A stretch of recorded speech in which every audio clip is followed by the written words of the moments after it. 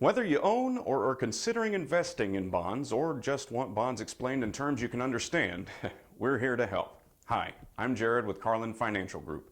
For the best retirement information and to help make sure you don't outlive your money, make sure to subscribe to our channel and hit the bell to be notified when we post new videos. In this installment of our investing education series, we're going to give you the Bonds 101 rundown, including a high-level overview of what they are, how they work to earn you money, and the risks associated with investing in them.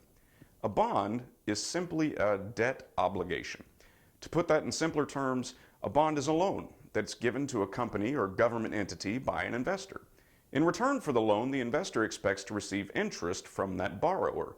In that way, it's similar to if you were to borrow money from a bank. They loan you the money up front, but you're expected to pay back that principal amount plus interest.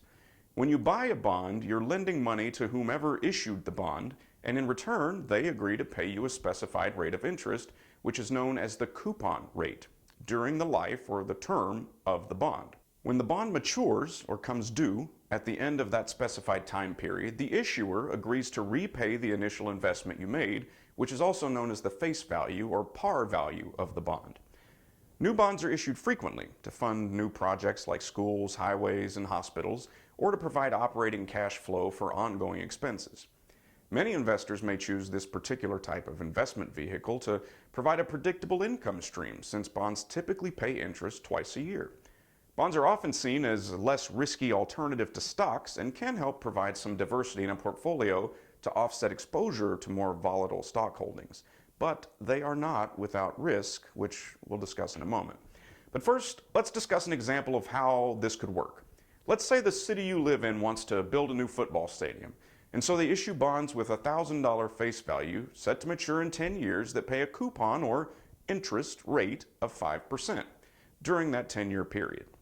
You, as the investor, would purchase the bond for the face value of $1,000 and then receive $50 of interest payments per year during that 10 years.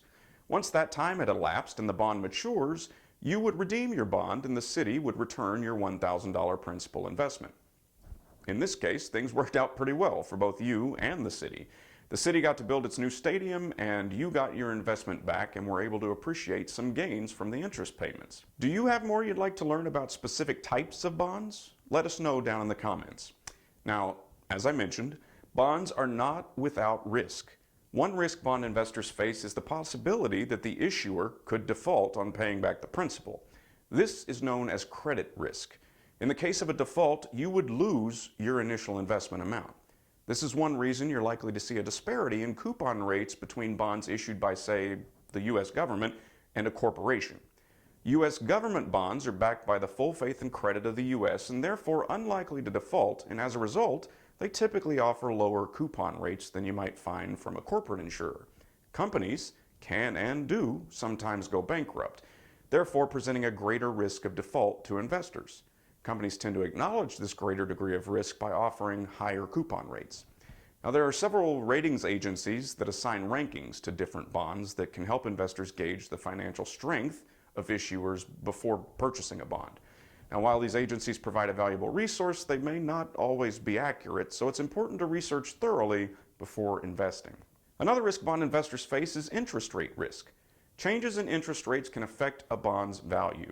Since bonds have an inverse relationship with interest rates, when interest rates go up, existing bond values go down, since newer bonds issued with higher interest rates become more appealing to investors than the older ones with lower rates.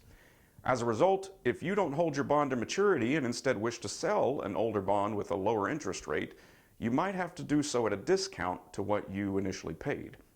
Inflation risk is another thing to consider. When purchasing power is eroded by inflation, it presents a risk for investors who are receiving a fixed rate of interest. Liquidity can also be an issue. There is a chance you might not be able to find a market for a particular bond, which could prevent you from buying or selling when you want. Finally, there's a risk that the bond issuer might call the bond, meaning they could retire a bond before its maturity date, something that may happen if interest rates declined and the issuer could now borrow at a lower rate with a newly issued bond. This is similar to if you were to refinance your house at lower interest rates to save yourself some money. While bonds could be an appropriate part of your portfolio, as with any investment, It's important to understand how they work and the risks associated with them before investing.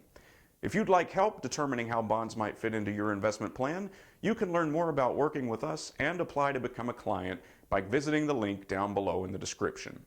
Don't forget to subscribe to our channel and ring the bell so you won't miss out on any of our future videos, and give this video a like and share it with a friend that could benefit from the information.